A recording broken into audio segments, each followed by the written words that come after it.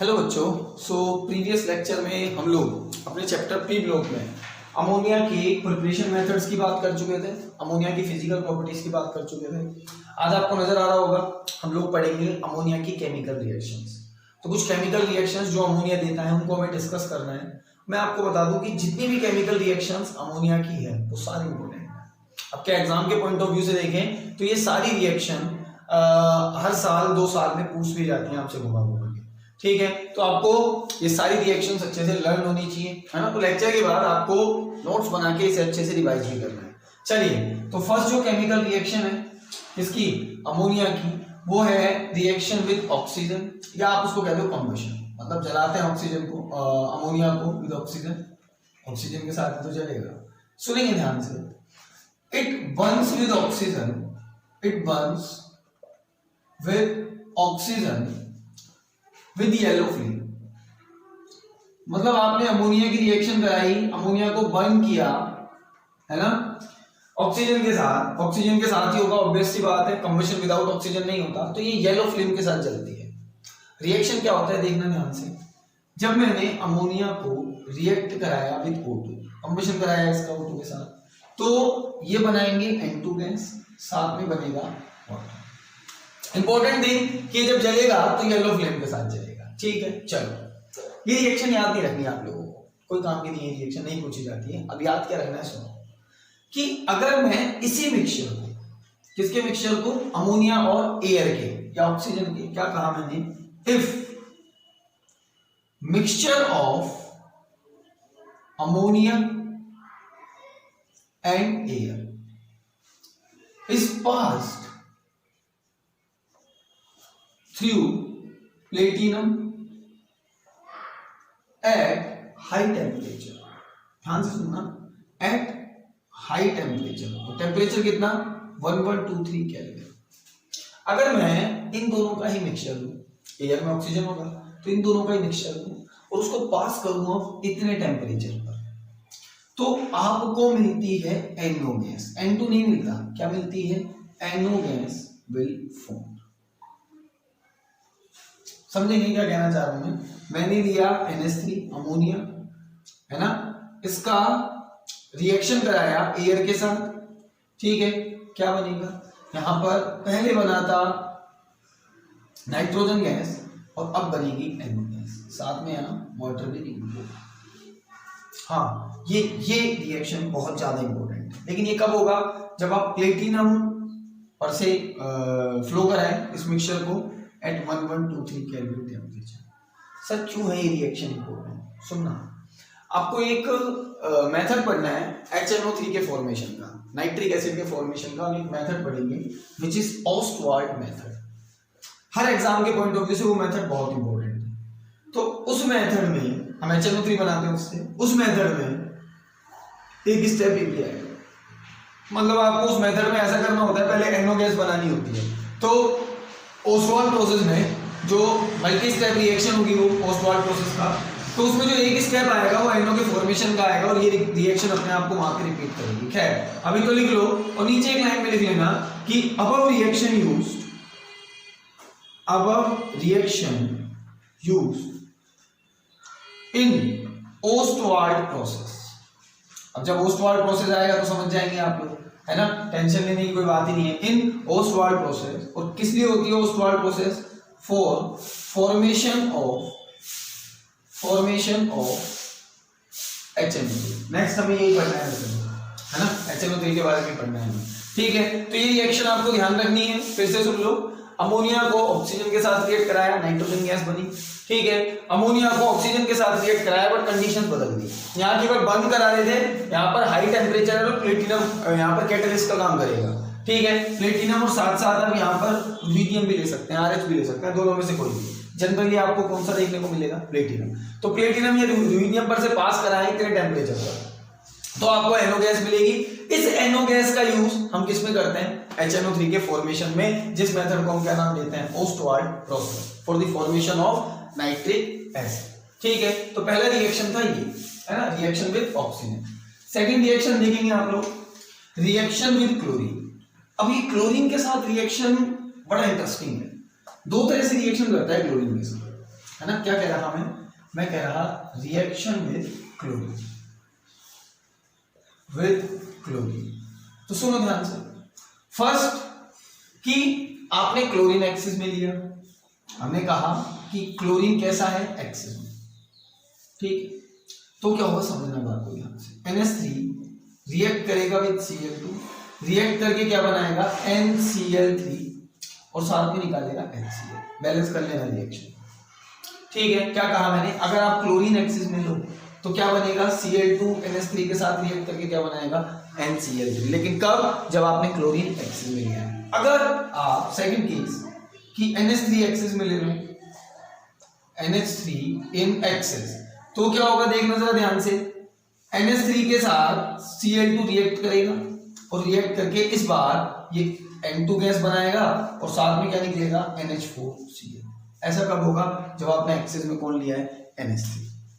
Clear होती है बात मेरी। दोनों रिएक्शंस को आप बैलेंस करेंगे, बैलेंस करके लिखेंगे अपनी कॉपीज में, ठीक है। तो यहां पर याद रखना ये रिएक्शन आप क्लोरीन में भी पढ़ेंगे, जब क्लोरीन को डिस्कस करेंगे ना, ग्रुप नंबर 17 में आता है, क्लोरीन को डिस्कस करेंगे तो सेम रिएक्शन आपको क्लोरीन में भी पढ़नी है, ठीक है। तो याद रखने की रिएक्शन है सीधी सीधी, क्लोरीन एक्सिस में लिया तो NCl3 बना, NH3 एक्सिस में लिया तो NH4Cl बना, साथ में N2। क्लियर है, मिटा रहे हैं इसको, ठीक है। तो दूसरा रिएक्शन था रिएक्शन विद क्लोरीन। अच्छा, तीसरे रिएक्शन पे आ रहा है और सबसे ज्यादा इंपॉर्टेंट रिएक्शन है थर्ड रिएक्शन है हमारे पास, reaction of aqueous ammonia. Very important, reaction of aqueous ammonia with metal salt. अब आपको पता है एक्वस अमोनिया का यूज हम सॉल्ट एनालिसिस में करते हैं।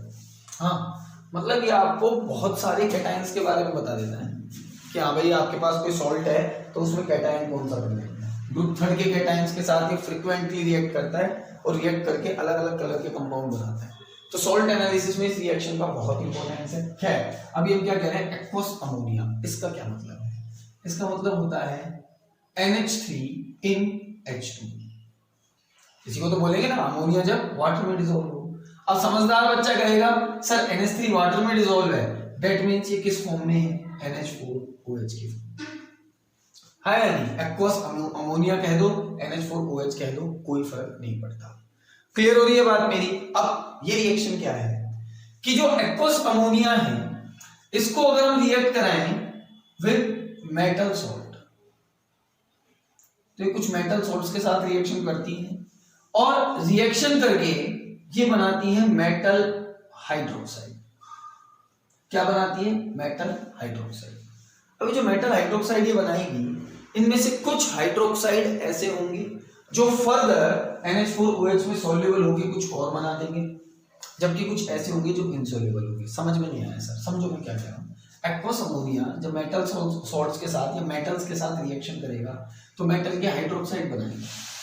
इन मेटल हाइड्रोक्साइड्स में से कुछ तो सॉल्युबल होंगे इसके अंदर, कुछ इनसॉल्युबल होंगे, मतलब पीपीटी बनाता है। यहाँ पे मेटल हाइड्रोक्साइड का क्या बनाता है? पीपीटी बनाता है। अब क्लियर हुआ बात? यहाँ जो पीपीटी बनेगा उसमें से कुछ के पीपीटी NH4OH से फर्दर रिएक्ट कर जाएंगे, फर्दर उसमें सॉल्युबल हो जाएंगे, जबकि कुछ नहीं होंगे। समझो क्या कह रहा हूं, समझो एक एग्जांपल से समझाता हूं। मान लीजिए मेरे पास है कॉपर सल्फेट, ठीक है, इसको मैंने NH4OH में डाला, कोई दिक्कत वाली बात? एक्वस अमोनिया के साथ रिएक्शन कराए ना हम लोग, तो क्या किस में डाला मैंने इसको?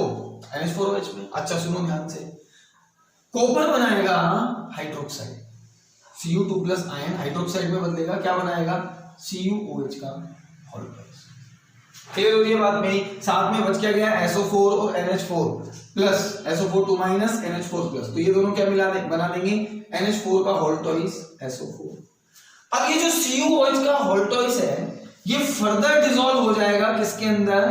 NH4OH के अंदर। मतलब ये रिएक्शन यहाँ पे रुकेगा नहीं, है ना, और एक कॉम्प्लेक्स कंपाउंड का फॉर्मेशन कर देगा विच इज CuNH3 का होल 4 प्लस। क्लियर हो रही है बात मेरी? क्या बनाएगा? CuNH3 का होल 4 2 प्लस में ना यहाँ पे 2 प्लस, और इसका कलर होता है डीप ब्लू। कैसा कलर होता है इसका? Deep blue. कुछ बात समझ में आप लोगों को मेरी आ रही होगी। अब इसका डीप ब्लू कलर जो होता है वो होता है सॉल्वेटेड इलेक्ट्रॉन्स की वजह से। किसकी वजह से होता है? सॉल्वेटेड इलेक्ट्रॉन्स की वजह से। तो ये भी आपको सीधा सीधा याद रखना है ना, सॉल्वेटेड इलेक्ट्रॉन्स की वजह से, ये आपको याद रखना है सीधा सीधा। अब सुनो क्या कहा फिर से, कॉपर सल्फेट NH4OH के साथ रिएक्ट करेगा, हाइड्रोक्साइड बनाएगा। ये एक पीपीटी होगा, ये पीपीटी फर्दर डिसॉल्व हो जाएगा NH4OH में और क्या बना देगा? डीप ब्लू कलर का एक कंपाउंड बना देगा, कॉम्प्लेक्स कंपाउंड बनाएगा। ठीक है, सेम रिएक्शन होगा AgNO3 के साथ। अब देखो मैंने कहा था ना मेटल आयन के एनालिसिस में काम आती है। अगर आपके पास डीप ब्लू कलर आ जाए, कोई मेटल सॉल्ट आपको दिया है, आपने उसमें NH4OH डाल दिया, तो अगर आपके पास डीप ब्लू कलर का कंपाउंड आ जाए तो डेफिनेटली उसमें कौन से आयंस प्रेजेंट है? मेटल के Cu2+ आयन प्रेजेंट है, यही तो कैटायन प्रेजेंट होंगे उसमें। मैंने रिएक्ट कराया AgNO3 को किसके साथ? NH4OH के साथ। तो पहले तो क्या बनाएगा? ये हाइड्रोक्साइड बनाएगा AgOH, और ये AgOH है ना, एक तो क्या बना देगा? ये AgOH मेटल हाइड्रोक्साइड। ठीक है, ये दोनों बच गए तो रिएक्ट करा दो NH4NO3। ठीक है, ये जो AgOH है ये फर्दर डिसॉल्व हो जाता है किसके अंदर? NH4OH के अंदर। ठीक है, और डिसॉल्व होके क्या बना देगा? AgNH3 का होल ट्वाइस प्लस, इस तरह का कॉम्प्लेक्स फॉर्म कर देगा। क्लियर है? मतलब ये जो मेटल हाइड्रोक्साइड है ये दो तरह के होंगे, एक जो सॉल्युबल हो जाए जैसा मैंने एग्जांपल आप लोगों को दिया, और एक वो जो आगे सॉल्युबल ना हो, उनकी बात अभी हम करेंगे। ठीक है, सॉल्युबल की बात करें तो कॉपर सल्फेट हो गया, सॉल्युबल की बात करें तो AgNO3 हो गया, सॉल्युबल की बात करें तो एक और हो गया PbSO4। ये रिएक्ट करेगा पहले NH4OH के साथ, तो क्या बनाएगा? PbOH का होल ट्वाइस। क्या बनाएगा? PbOH का होल ट्वाइस। सीधा लिख रहा हूं मैं रिएक्शन, ये फर्दर रिएक्ट करेगा NH4OH के साथ। ठीक है, और ये रिएक्ट करके क्या बना देगा? PbNH3 का होल 4 2+। क्या बना देगा? PbNH3 का होल 4 2+। क्लियर है बात मेरी? ठीक है, साथ में सल्फेट आयन आप यहाँ पे लिख सकते हो, लिखना चाहो तो 2+ की जगह, यहाँ पे कॉम्प्लेक्स कंपाउंड में जानते हो आप लिखना तो ये वो सारे एग्जांपल वो हैं जिनके हाइड्रोक्साइड सॉल्युबल होंगे किसके अंदर? NH4OH के अंदर, और कॉम्प्लेक्स फॉर्म कर देंगे। ठीक है, जबकि मैं बात करूं कुछ, ये नोट करना अपनी कॉपी में, है ना। चलिए, जबकि मैं बात करूं कुछ ऐसे आयंस की जो फर्दर डिसॉल्व नहीं होते, जिनके पीपीटी आगे डिसॉल्व नहीं होते। समझना ध्यान से, समझना। ग्रुप थर्ड के कैटायंस ले लो, ग्रुप थर्ड के कैटायंस। ग्रुप थर्ड में कौन कौन से कैटायंस होते हैं बताते हैं आपको। एल्यूमिनियम हो गया मेरे पास, ठीक है, Al3+, इसका कोई भी सॉल्ट ले लो, कोई भी सॉल्ट, AlCl3 ले लें। ठीक है, आप ले लीजिए एक FeCl3, Fe का 3+ सॉल्ट है ना, और एक आप ले लीजिए CrCl3। क्लियर है? इसको रिएक्ट कराएं NH4OH के साथ, इसको रिएक्ट कराएं NH4OH के साथ, या इसको रिएक्ट कराएं NH4OH के साथ। ठीक है, ये क्या बना के देगा? हाइड्रोक्साइड, एल्यूमिनियम हाइड्रोक्साइड, AlOH का होल ट्वाइस। ठीक है, साथ में क्या बना के देगा? NH4Cl, दिख रहा है यहां से, बाकी क्या बनेगा? NH4Cl। इसको ट्रीट कराया NH4OH के साथ, ये क्या बना के देगा? FeOH का होल ट्वाइस, साथ में क्या बना के देगा? NH4Cl। इसको ट्रीट कराया NH4Cl के साथ CrCl3 को, क्रोमियम के +3 वाले सॉल्ट को, तो क्या बना के दिया इसने? CrOH का होल ट्वाइस, और साथ में क्या बना के देगा? NH4Cl। खास बात ये है कि इन तीनों के हाइड्रोक्साइड जो बने, ये जो पीपीटी, ये पीपीटी की फॉर्म में बनेंगे, कलर बताते हैं इनका भी, ये पीपीटी की फॉर्म में बनेंगे, ये फर्दर आगे सॉल्युबल नहीं होते NH4OH में, आगे रिएक्शन नहीं देते, तो यानी कि किसके अंदर आ गए? इनसॉल्युबल सॉल्ट के अंदर। क्लियर हुई बात मेरी? यहां तक AlCl3 NH4OH के साथ एक व्हाइट कलर का पीपीटी बनाते हैं, जो कि AlOH का होल ट्वाइस होता है। FeCl3 NH4OH के साथ एक रेड कलर का पीपीटी बनाते हैं।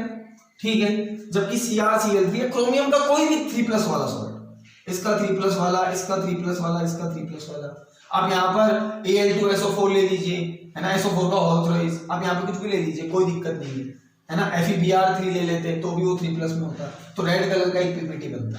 जबकि Cr3+ के कंपाउंड सारे कैसे बनते हैं? ग्रीन होते हैं। कैसे होते हैं? ग्रीन। जब Cr3+ के ऑक्सीडेशन स्टेट में होते हैं, ग्रीन कंपाउंड बनाते हैं। क्लियर है? ये तीनों बहुत इंपॉर्टेंट हैं, और आपको ये याद रखना है कि तीनों इनसॉल्युबल पीपीटी बनाएंगे। इनके हाइड्रोक्साइड जो बने वो आगे सॉल्युबल नहीं होंगे, वो फर्दर सॉल्युबल नहीं होंगे। अच्छा, याद रखने का एक तरीका भी है इनको, क्या? आई कार फरारी, आप ऐसे याद रख सकते हो इनको, आई कार फरारी, है ना, I car Ferrari. Al3 plus Cr3 plus Fe3 plus, है ना, ये रिएक्ट करेंगे, रिएक्ट करके क्या बना के देंगे, इनसॉल्युबल सॉल्ट बना के देंगे। बाकी 3 एग्जांपल मैंने आपको सॉल्युबल के बताया, ठीक है। आपको ये सारी रिएक्शंस याद होनी चाहिए और आई होप कि आपको आसानी से याद भी हो जाएगी। चलो, रिएक्शन हो गई एक्वस अमोनिया की, किसके साथ, मेटल सॉल्ट के साथ। इसकी एक लास्ट रिएक्शन है, रिएक्शन विद Hg2Cl2, ये भी इंपॉर्टेंट है सॉल्ट एनालिसिस के पर्पस से, जेईई में यहां से क्वेश्चन भी आ चुका है एक बार, है ना। Reaction with Hg2Cl2, aqueous ammonia के साथ ही अलग से पढ़ रहा है, रिएक्शन विद Hg2Cl2। ध्यान से देखिएगा इस रिएक्शन को, अगर मैं Hg2Cl2 का रिएक्शन कर रहा हूं NH4OH के साथ, तो मुझे ग्रे कलर का पीपीटी बनता है ना। पहले तो रिएक्शन जो इन्वॉल्व होती है वो लिखते हैं हम यहाँ पे। रिएक्शन क्या इन्वॉल्व होती है इसके अंदर, हमारे पास Ag बनता है, Hg बनता है, साथ में बनता है HgNH2Cl, हाँ, साथ में बनता है हमारे पास NH4Cl, ठीक है, साथ में कुछ क्वांटिटी में वाटर भी बनता है यहाँ पे, ठीक है। लिखना चाहते हो लिख लेना। अब सुनना, पहले करनी है रिएक्शन तो लिखना ही पड़ेगा। एक ग्रे कलर का पीपीटी बनता है और वो ग्रे कलर का पीपीटी इन दोनों की वजह से बनता है। इन दोनों का कलर मिला के कह दीजिए आप, ग्रे कलर का एक पीपीटी हम लोगों को मिलता है। इसका कलर एक बार पूछा गया था, है ना, और हमको इसका कलर पता होना चाहिए। NH4OH की Hg2Cl2 के साथ रिएक्शन एक बार पूछी जा चुकी है, ध्यान रखना, ठीक है। तो ये कुछ केमिकल रिएक्शंस थी अमोनिया की। नेक्स्ट क्लास में हम लोग डिस्कस करेंगे अबाउट नाइट्रिक एसिड, है ना। नाइट्रोजन के ऑक्साइड्स हैं बीच में, बट वो अभी अपने सिलेबस में नहीं है ना, रेड्यूस हो गया है वहां से। तो अपन नेक्स्ट क्लास में डिस्कस करने वाले हैं नाइट्रिक एसिड के बारे में। तब तक आप इनको पढ़े, नोट्स को रिवाइज करें अच्छे से। चलिए मिलते हैं नेक्स्ट लेक्चर में, थैंक यू।